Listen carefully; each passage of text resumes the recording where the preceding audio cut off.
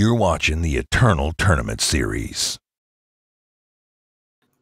Welcome, everybody, to the Eternal Tournament Series. We are in Season 2. This is the week of April 21st.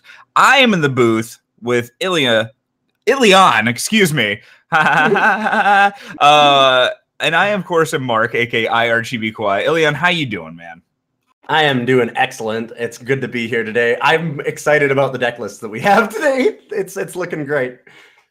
Yeah, we've got a pretty good one. We've got topeight versus Mulligan, and topeight is on some spicy shenanigans. Mulligan, I need to double check, but Ilyon, you want to start doing a quick little rundown of the decks?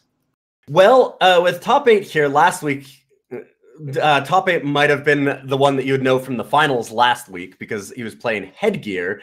And this week we've got something called Deadly Scream, which once again, thankfully, is playing 4 Crown of Possibilities. We will accept no less. And so we've got 4 Crown of Possibilities with Rindra's, the Black Sky Harbingers, Zelia the Vane, and oh my goodness, Blister Sting Wasps, Zenith Initiations. So you're trying to basically get a lot of killer, like deadly units and keep screaming them back out of the void using Haunting Scream and just kill your opponents that way. You've got your typical Gorgon Fanatics and some like Grip Knife Assassin. You're going to be using Strategize to kind of smooth out the draws. And I'm excited for what this deck is going to do. Oh, I'm very excited. And I just pulled up Mulligan's list. We are in for a treat today. Don't know if you've had a look yet. However, Mulligan is playing Stoked. Oh, goodness. That is 4 Flamestokers in this list. Oh my goodness. 3 Shelter Wing Riders. Mulligan's not the only one stoked for this. Oh, this is going to be... It's good to start off the battle of memes. Great, and actually, what's bad, which I guess exciting, is last week we had both of these cards represented in the top 8, or both of the I guess true meme aspects of the cards in Flamestoker and Crown of Possibilities. Yeah, and last week we saw that decks with Crown of Possibilities can even make it as far as the finals because topeight was our finalist last time, runner-up for it. So I think that Flamestoker is going to be a tough one for this Crown deck, though. We'll see what happens, but I feel like a lot of the value is being able to deadly kill a bunch of things, and if there's Flamestokers on the board, that's going to be tough to deal with. Yeah, the whole reoccurring Infernus is a little tougher to deal with, but realistically, topeight has enough value with like these Gorgon Fanatics and whatnot.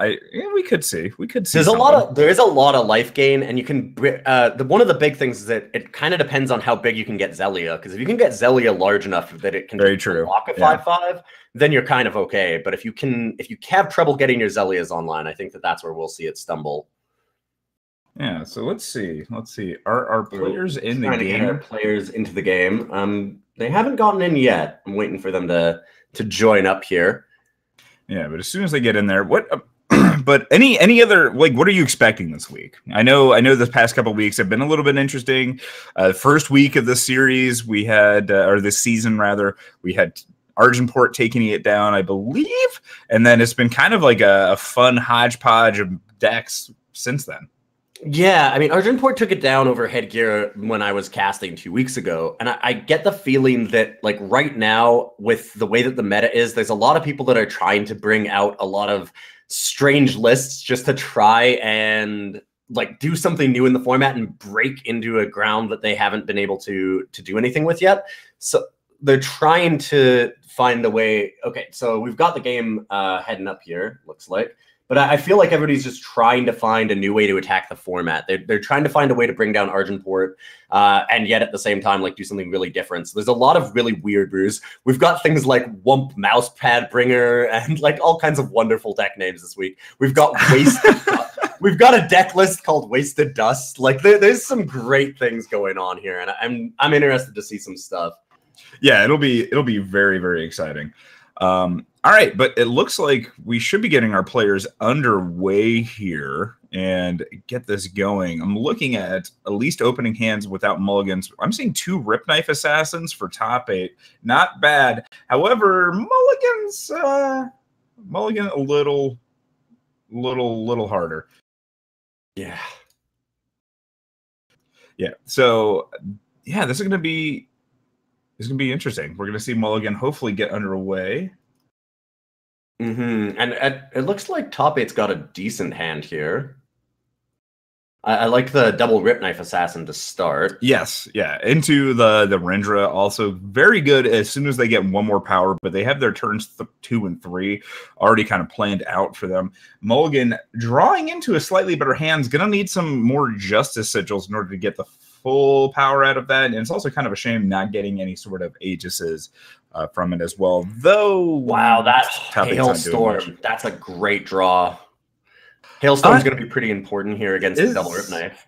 Yeah, I mean, but like at that point, there's already going to be 1 Warcry that's gone through 1 point of damage. Yeah, but you get a 2 for. I like a nice 2 for 1 there. I mean, otherwise you're stuck dealing with another Rip Knife Assassin. Right now, I think that it's going to be pretty sweet.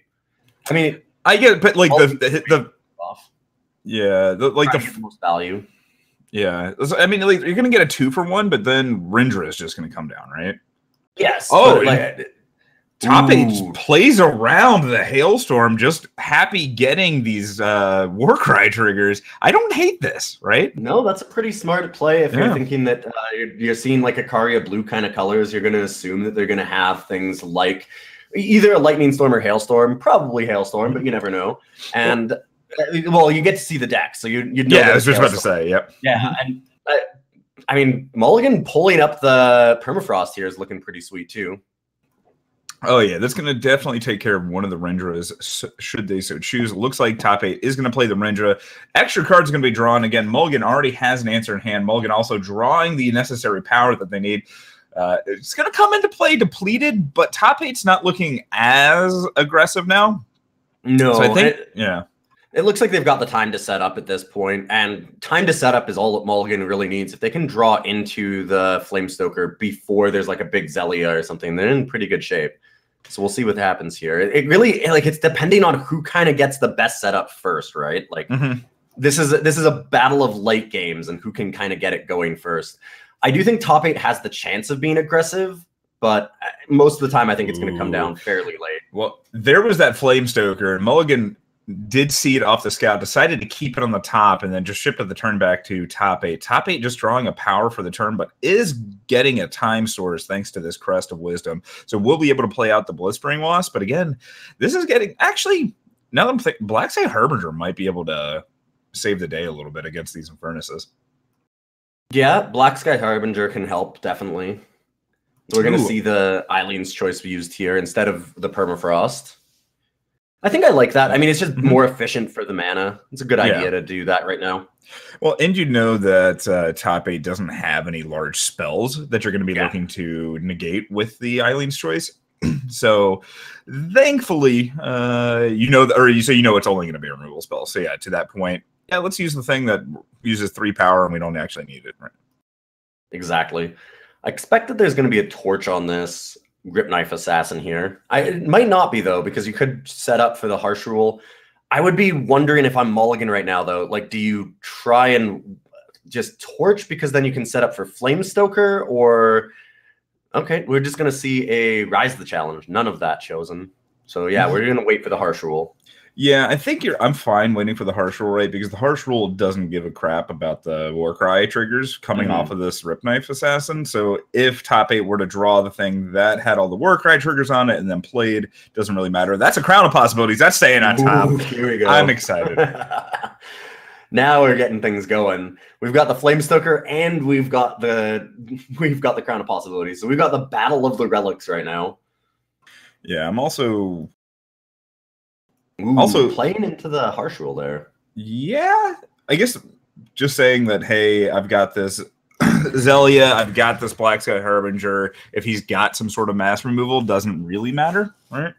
Yeah, I think that there's just I've got enough value in hand, and Crown of Possibilities is going to make everything more of a threat, hopefully, right? So you're just kind of praying that works. Oh, this also sets up Dark Return really well, but this is going to be 2 Crown of Possibilities played. Oh, wow. All right, now this Dark Return's looking pretty sick with Rindra. I wonder what we're going to see off for abilities. But we've got that Flame Sculptor on the other side. Oh, wow. And I think you'll actually, they'll be able to bond the Zelia in. Yeah. All right. What do we, and so we got Unblockable and Killer. Wow. All right. Unfortunately, not able to use the Killer, and I'm assuming, oh man, like what is gonna, so do we get a double torch here probably on the 6/6? Or we're just gonna Rune Hammer it? Oh, I think it doesn't have endurance, so I think this is where you fire off the permafrost on the Rindra and then maybe torch the Zelia. Yeah, that's pretty fair. I mean, like, you're not really playing that many units, so maybe the Zelia is fine just to kind of leave out there, but it seems a little risky because it's going to pop the Aegis on your your Rider. Yes, yeah. Yeah, it's going to be able to basically blank Shelter Wing Rider. Yeah, so we're going to see an attack in for 5 with this Infernus. That's going to drop top 8 down to 18. Mulligan's still sitting at 16 from these attacks. Mulligan decides to go ahead and play the Arc Runehammer and takes out the Zelia, and then, just goes and permafrost to the Rindra.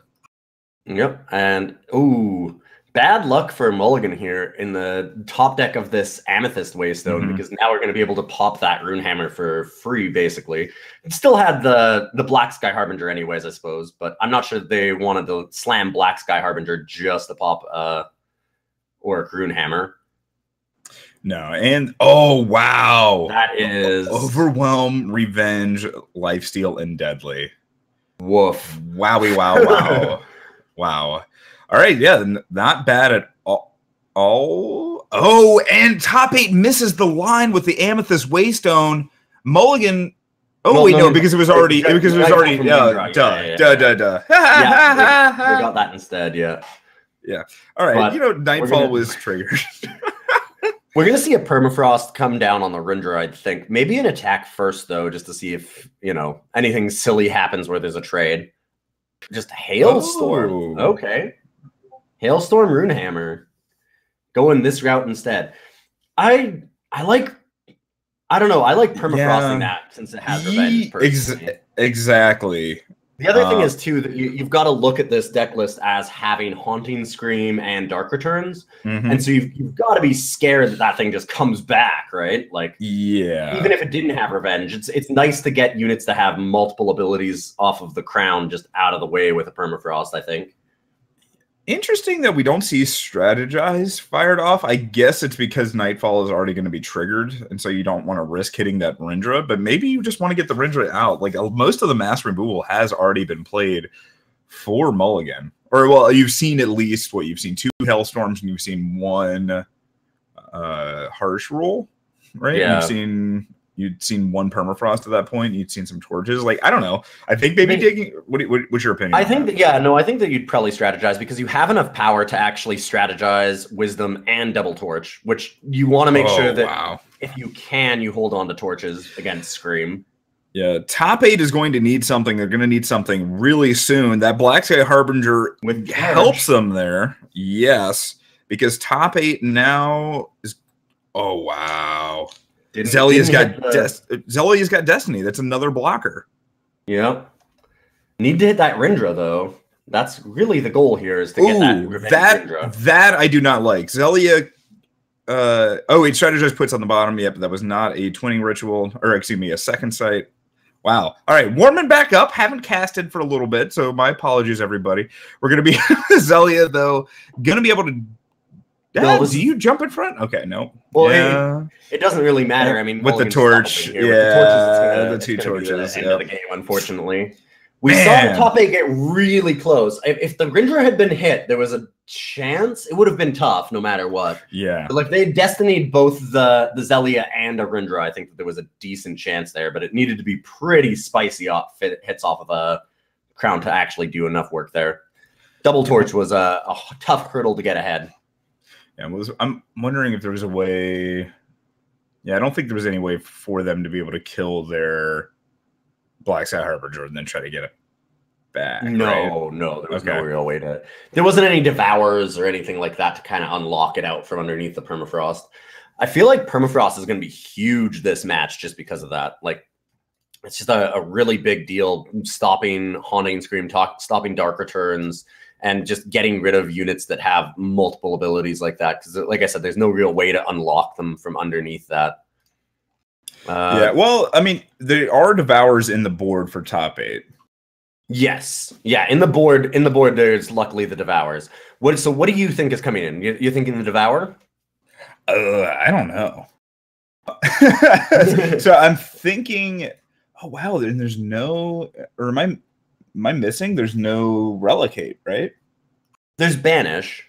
Banish, but not for that. Doesn't do really anything against Flamestoker. Not against Flamestoker. No, you're bringing it in against Runehammer. Yeah, you'd be bringing it in against Runehammer and against like Shelter Wing Rider, I suppose. Yeah, so that doesn't seem. Eye of Winter. It does stop Eye of Winter. Fair. Okay. I don't know that you really worry too much about Eye of Winter when you're playing Scream, because your goal is to have a unit with charge, and Eye of Winter doesn't really matter as much when you have charge units. Yeah, Madness isn't looking great. I feel like you probably bring in the Banishes. I'm not sure what you'd take out for them exactly. I don't think you need Lumen Reclaimer necessarily in the main board here. Something like, like it's a tough one to chop out too many things. Like, I don't think you really need Vara's intervention because you're not going to need unblockable. Exactly. I actually like the taking out the Vara's intervention and putting in the Devours. The reason being is like your units are going to be dying, and you're in a control matchup, so you probably want to be, getting whatever cards you can into your hand.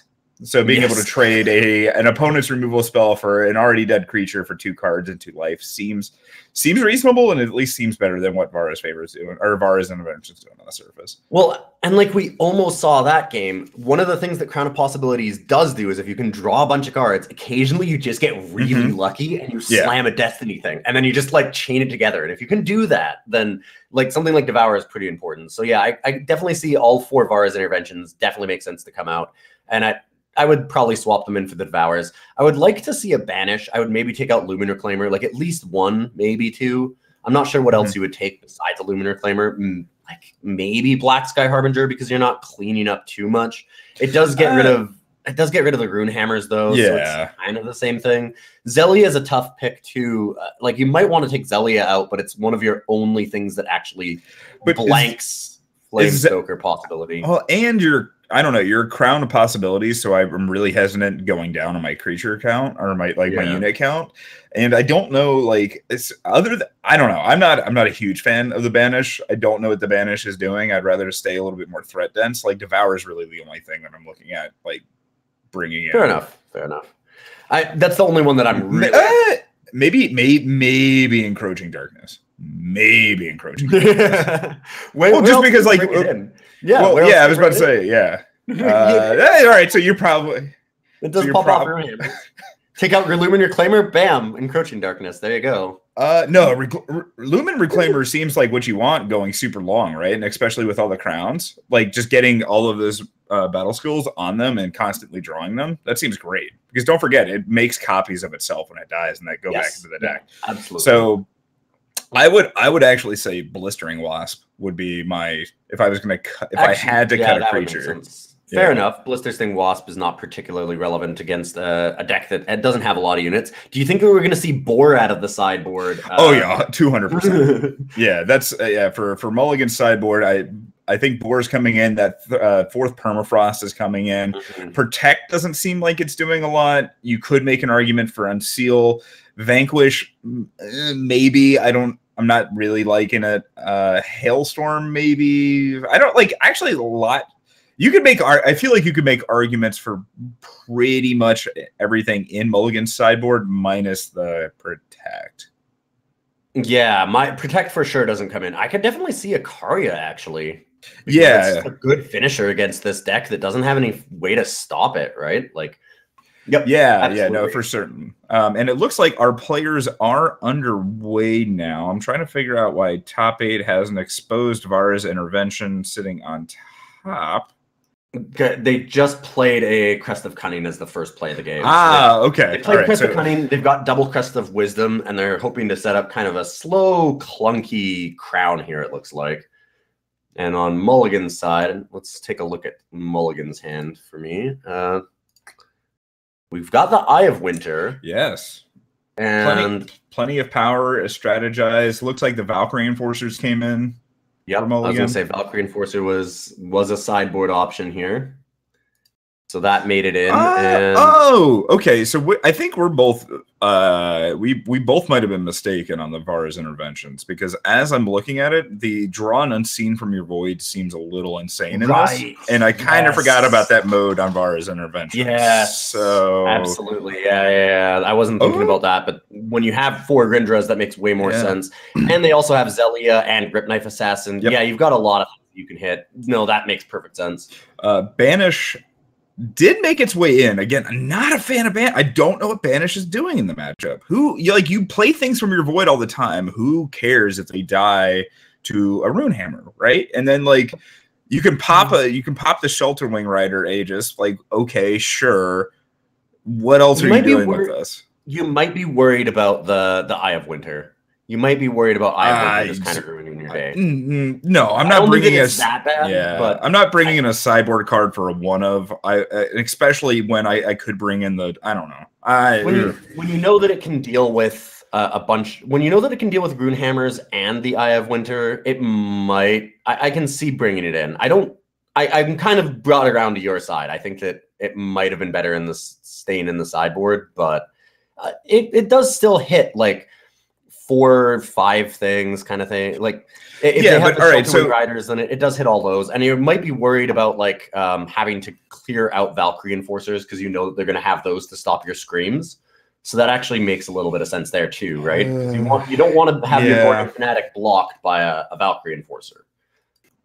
But again, like if the idea is you're just constantly recurring things, like they're going to trade with the Valkyrie Enforcer, like you get burned. Like I don't know, because I'm thinking about like if this was a Devour in the hand right now, you play Gorgon Fanatic. Granted, it would get silenced by the probably get silenced by the Valkyrie Enforcer, but that we know that's in Mulligan's hand. But if you were playing in a Magical Christmas Land, Gorgon Fanatic play, swing in, they kill it somehow, Haunting Scream it back, then it's got all of that good stuff, and then you could yeah, well, no, I guess that's not that great. So never mind. I backtrack what I say. Yeah, you really don't. I mean, the problem is that when Gorgon Fanatic, if it dies, right, like most of the time you play it and it gets like torched or Rune Hammered or something the first time, and then you're hoping to scream it in the next time. And having a Valkyrie Enforcer there to stop the scream, like you only have a limited number of screams. Like you're trying to recur it, but at the same time, it is pretty backbreaking. And yeah, this is getting silenced, so that's. And I really don't like them playing the Gorgon Fanatic there when they could have played Crown, right? Yeah, I think I'd like the Crown first, but we also have the advantage of seeing the Valkyrie Enforcer and knowing that it just feels awful. Even still, though, as somebody who plays a lot of Crown, especially in a control matchup, you want to get that down as early as possible for exactly the reason you were talking about earlier is the free Destiny triggers that you can get off of it. So notice, like, if had he played that, he would have gotten another keyword on his Blistering Wasp there. Like immediately what he would have drawn. So like, and that's where you can start just snowballing there. Granted, it was a Blistering Wasp. It's probably one of the worst units in the match. But I don't know. I'm more ambivalent towards it just because the thing is I agree that you really want Crown down as early as possible in the control matchup, but you also need to get your Gorgon Fanatics online as early as possible because if you can chain that together before they can set up like an Eye of Winter to stop you or whatever, like that's really helpful. If you can get in, then it's pretty insane. So it's you have the better chance the earlier in the game generally, right? Like they're not going to have any blockers yet. You can try and send it in and trade with something, but you have Haunting Scream in hand, right? So well, but that's what you're hoping is you're hoping that you play Gorgon Fanatic and then they just like Rune Hammer it and especially if you have Devour when you know you're building up to 5 power. Like, why? Sure, you don't have Devour in hand. No, but it just gives you more turns to draw it, right? Like, they weren't putting any pressure under you. You had a decent sized hand that you could respond to things with. I don't know. I think it was just getting too aggressive. And there's the Banish coming out against the Eye of Winter. So we did see that happen. That was the Banish doing, I'm assuming, what top 8 put it in for. Maybe a little bit worried about the Eye of Winter. I agree with you that I don't know that there's enough targets that are super relevant for it, but Garrett's looking pretty decent. That Flamestoker, though, is certainly, like I said, I mean, I think that's going to be kind of the MVP in this matchup for Mulligan. Yeah, that's where, like, I'm not going to lie, I definitely would like to see in top 8's board some number of disjunctions, just for the fact that it gets your own Crown of Possibilities back from the yard. Also answers a lot of problem relics on the other side. Yeah, disjunction would have definitely helped in this matchup, that's for sure. Because we're looking at it being a major problem. Well, and Ikaria Blue just took down just one last week.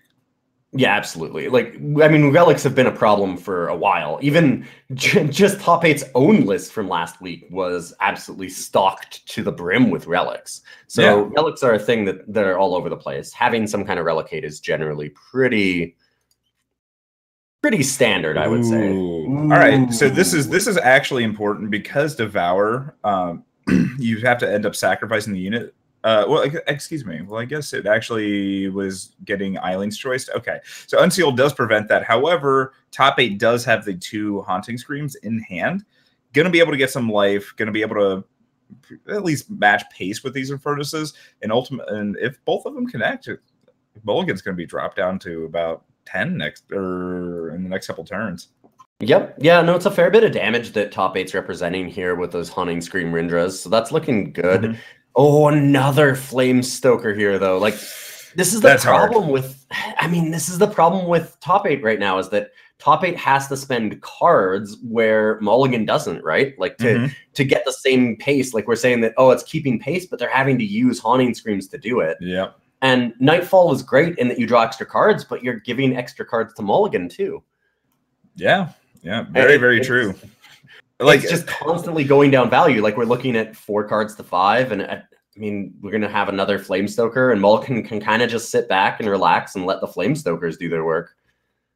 Yeah, the one thing that might be a saving grace is this Black Sky Harbinger with charge into a non-charge Black Sky Harbinger. Oh, but that's another Valkyrie Enforcer off the top for Mulligan. So, yeah, the lifesteal shenanigans are going to be a little bit more difficult to kind of get behind. Yeah, it's gonna be tough here. I mean, Rindra getting Haunting Screamed, it does just go away. So, like, we're really looking at top 8 with no board, facing down 2 Flamestokers, and there's a charge like Black Sky, but that does not keep pace with 10 damage a turn. No, and top 8 needs to decide now. It looks like they basically were deciding between playing the Sigil or the Crest. If they played the Sigil, they got to get the hasty Black Sky Harbinger down. If they played the Crest, then they would have been able to Haunting Scream back the Rindra that is in the yard. Yeah, I think that you try and play what's most expensive there, because you can Haunting Scream and do something else, and you're gonna have to try and play 2 things here because you're so far behind. Flamestoker really has top 8 behind the 8 ball here. Yeah, a Dark Return is pretty good, given that the Rindra has flying and charge. Yes, that's in the yard, so that would be a little exciting. Well, wow, that actually might be a mistake. That Valkyrie Enforcer coming down, silencing the Infernus. So now the Infernus does stay away. Mulligan has 8 power on the board, but that means that this second Black Sky Harbinger is actually going to stick around. Yeah, that's true.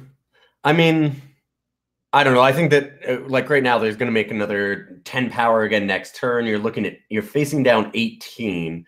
So Rindra alone isn't enough. Yeah, Rindra off the top with this scout keeps it there. Okay, I think because I guess you can trade with the Infernus. Well, I think that what you do is you can go Black Sky, and then you can go Haunting Scream Rindra next turn. is kind of the goal. Black Sky saves you a turn. I'm not sure that, like, I don't think that gets them out of this, but I don't know that there's anything that necessarily does, right? Like, so what let's see, you go up to 16, you have the Valkyrie Enforcer, you can block, they're not going to swing. I'm incorrect. We are just seeing Rindra get screamed. Right. And I mean, if my math is correct, I think that this is, I mean, they're just dead, right? Yeah, they're taking 18. They take 18 damage, and this is unfortunately the match. Yeah, I think you had to blade the Black Sky Harbinger, go up to 16, and then offer a block. Yeah, you had to try and just chump with it. Yeah. Yeah, I think that was the only option to actually live. I don't think that it was necessarily a winning line. Like, no matter what. I agree. Yeah. You're so far behind at this point that I don't think that you can actually recover. But Mulligan does need to ace space here, though. And so we'll see if that happens. I mean, you got okay, there we go. Right? All right. Because it was stalling for a while. I'm not sure why, but yeah. I was like, hey, topeight playing to the outs, and Mulligan just doesn't attack in. Man, I'm a little sad about that. Like, the deck seemed like it was fine. It just seems like also a very bad matchup for it. And the fact that's a tough one. Yeah, the fact that Mulligan was able to get multiple Flamestokers in both games. Yeah, it's rough and tough. Flamestoker is definitely the card that I think that this Deadly Scream list is going to least want to come up against. Yeah. It's just absolutely nasty value for them, and they can't really keep pace with it. So you don't have any blockers. Like, if you have a Sandstorm Titan, you can kind of shut down Flamestoker, but when you're sitting there and all of your units are just, 4/5, 5/5, 4/4, you're not going to be able to do anything against it. It's just going to constantly run you over, and that's exactly what we saw. So yeah, the Zelia was really the only possibility. Yeah. And considering trying to keep only Zelia alive, in a deck with a bunch of Vanquishes and Eileen's Choices and Auric Runehammer's Harsh Rules, you're not going to keep Zelia alive either. Permafrost. It's going to be almost impossible with that as your only real answer to Flamestoker tokens to just, try and keep it alive against the deck that's absolutely stocked full of removal for it. It's going to be really tough. So yeah, but bad matchup for it, but we'll see if we can get it again later. Yeah, we'll definitely see. They have the possibility of, rattling off some wins straight. We do have a backup match, and it looks like the backup match is starting to get underway. It is a Moist Cambrai Flyers mirror match. We got Komodo versus TheRocke. Komodo just playing out an Awakened Student on turn 2. Rocky dropping a Huru Pacifier on turn 3. This is going to be, we're going to see some fun stuff. Looks like we have a melee in hand for Komodo, along with a Shelterwing Rider, 2 Bring Downs, a Seek Power, a Common Cause, and a Primal Sigil. Rocky, on the other hand, don't have a hand cam just yet for them. Looks like it's coming. Get a better idea what's going on there. Two Kothons, Lightning Strike, and a Permafrost, and a Crest for TheRocke. I'm kind of liking Komodo's spot right now, at least. Yeah, all we have is the Lightning Strike double Koltha, and I'm not sure that's going to be enough. No, not especially with this Amelie that will. Actually, this Common Cause is going to need to be. This Common Cause needs to be able to get a Justice Sigil, or else the Amelie won't be able to be played. Yeah, and there's the Permafrost in hand, so that might. Yeah, tomato. That can save you for a little while. Just silence it. It doesn't have flying. Just silence your own Amelie. Oh, but the Permafrost is coming down on the Awakened Student. Oh, wow. No. I guess they really want to play Cawthon here, would be the reasoning? I guess so, but this Bring Down, going to go ahead and answer this Huru Flyer, and then Huru Pacifier. Next turn, the Shelterwing Rider is going to be able to come down from Komodo, and then again, if another Valkyrie is drawn for Komodo, or if a bird is drawn in exactly this turn that did not happen. Oh, and equivocate off the top. All right. There's some stuff. There's some just filtering. Yeah, okay. Oh yeah. I think you definitely just play out the Shelter Wing, then you have the equivocate because they're not going to be able to activate the Kothon this turn. So yeah, now you're going to be able to balance it, give them more than likely some sort of worthless 2-power or 2-cost creature. Yeah, it's going to be not going to be ideal. You can silence the other one there. There's a Finest Hour, so even if this Valkyrie Enforcer comes down for the Rocky, pops the Aegis and then swings in, still going to be able to trade. Unfortunately, though, there's not a whole lot of gas here in Komodo's hand anymore. Yeah, no, yeah, definitely needed another Valkyrie. I'm still. I gotta. Do you have the deck list up perchance? Is there another Valkyrie? Justice is looking unfortunate right now. I'm getting the deck list as we speak. Yeah, we'll see how much chance there is of getting another one here. Just a straight Justice Sigil would work out just fine too. Yes. Oh, of course. Yeah. Yeah, we've got the Hooray Flyers. We have Valkyrie Enforcers in the deck, so we can see those. So but that's really all we're going to see is other Valkyries here. Oh, yeah. And we did get the Justice Sigil. So one thing I'd like to point out, I actually don't like the fact that Komodo did not play the Common Cause in the last turn, because that still would have given them 5 power. So as long as they drew anything that had a Justice influence on it, even if it was depleted, they would have been able to play it. I think the odds of you drawing a depleted Justice source is much higher than you drawing a second Valkyrie. So I would have liked to have seen that Common Cause be played. Yeah, absolutely. If we look at Komodo's actual power base right now, they have 1 Seat of Orders. So they had 3 Seat of Orders that they could have possibly drawn that they wouldn't have been able to play, like you were saying. So I mean, that's kind of a problem. And we also see you can't Finest Hour and just eat a Cawthon here either, right? Like you could have had the extra power for that. So there's a few tricks that you could have done. This is a really rough spot though. Getting that extra Valkyrie Enforcer was pretty key for Rocky. And this is also another point. Had Komodo played the Common Cause earlier, they would have had Finest Hour up there, so they would have been able to equivocate one of the Kothons and then equivocating their own guy. Monolith Guardian, not what you really want to see. It was a good line. It was an interesting choice, but that's just a backbreaking one. Unfortunately, that's gonna hurt. And one that I actually don't like, because again, you have 2 Kothons, and most are going to be able to activate 1 on the next turn. You have Bring Down to answer potentially one of them, but then you still would have had the Finest Hour up in order to be able to eat one of the other Kothon attacking. Yeah, I kind of like the line in the way that you're so far behind the 8 ball at this point because you're facing down double Cawthon that eating 1 might not be worth it, and you just kind of gotta maybe you're trying to get lucky and hit a Sandstorm Titan because you're just so far behind. This deck doesn't have a way to really deal with this kind of a board right now. You're not going to be able to Great Parliament your way out of it. You're not going to be able. You don't have access to something like a Harsh Rule. So, yeah, but I guess my point is you would have been able to bring down one of the Kothons and then eat the other one, right? And then you're just left with 2 Valkyrie Enforcers, and your deck is full of Flyers. So the odds of you being able to block the 3/3s, and you were at 20 at that point, right? So you would have taken 4 less damage there, or 2 less damage. You would have taken 2 less damage. I don't know. Just my... Yeah, it's a rough spot no matter what. I can kind of get behind the idea of just hoping to get there because you're so far behind that you take your long outs. But, I mean, right now we're just going to see this game is getting wrapped up very quickly.